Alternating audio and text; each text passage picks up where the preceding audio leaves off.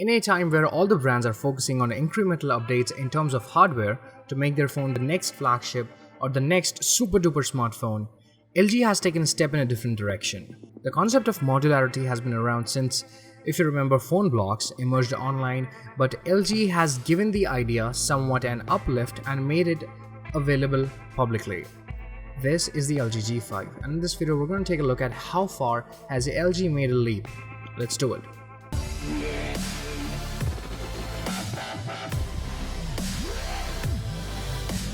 The G5 is beautiful. Subjectively, to some it might be a design refresh, and to others it might be just, well, nah. The phone has an anodized aluminium body, which was also in the news for having a plastic compound on it to somewhat protect it. The overall build quality is pretty good, and the phone definitely feels lighter than any metal phone out there. The front of the phone has a very minimal look with 5.3 inches Quad HD in-cell display, with brightness that's certainly more than your average phone. The display looks really crispy with vivid colors. On top of that, we have the 8 megapixel camera right next to the sensors and the earpiece. All this is part of a slightly curved 3D ARC glass, which looks really premium. Below that is a really thin metallic bezel with the LG branding on it. It looks really premium. On the bottom of the phone is the primary microphone, the latest USB Type-C port, and a speaker grill. The USB Type-C port also features the Qualcomm 3.0 quick charge. On the top is the secondary noise cancellation microphone, the 3.5mm jack, and an IR blaster. The rear of the phone sports a 16 megapixel camera, that's a standard one, and an 8 megapixel wide camera. Right above the power button comes fingerprint sensor, and I really like how LG has got creative with a button on the back, integrating it with the fingerprint sensor. Straight out of the box, the phone comes with Android Marshmallow skinned in LG's own theme, backed up with the ultra-powerful Snapdragon 820 processor and Adreno 530 GPU. The UI transition is very smooth, and I faced no lag, no jitteriness, nothing at all. It is all in a really mature interface that LG has developed over time. Thanks to the Snapdragon 820, you can also expect it to do multitasking and gaming really efficiently. Now coming to the camera department, the phone has two cameras on the back. One is a standard 16 megapixel camera that you get in almost all the phones out there, and the second one is a special 135 degrees ultra wide 8 megapixel camera.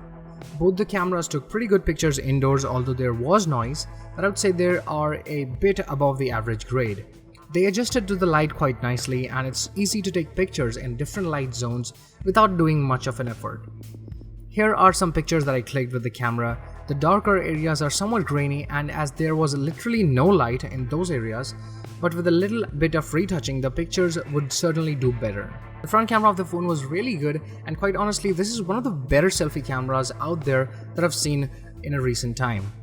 The pictures came out pretty nice even in low light, and with a bit of smooth textures and all that, there was really little low grain in the picture in the darker areas.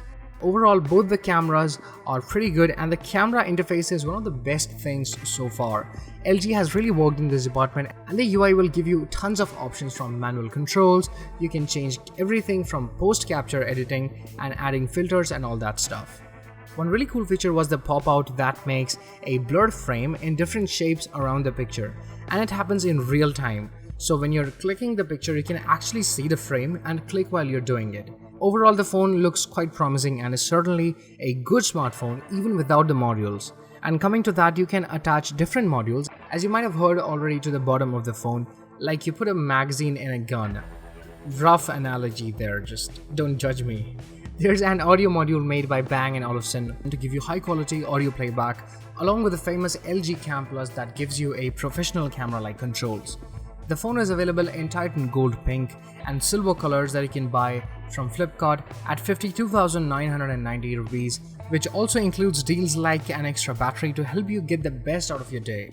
Overall, this is a definitely big step to something great in future. Now, it might or might not be turned out to be a very successful phone, but it is devices like these that make a legacy. I am hoping to do a full review of the device soon, so hit that red subscribe button to be notified once it's out. And that's about all, guys. Thanks for watching the video. If you plan to buy it, then consider buying it from the links in the description below. It really helps the channel, and hit the like button if you like the video. And if you have any question, then drop it down in the comments section below. And don't forget to subscribe to my channel and watch more videos like these. This is Chronostech signing off.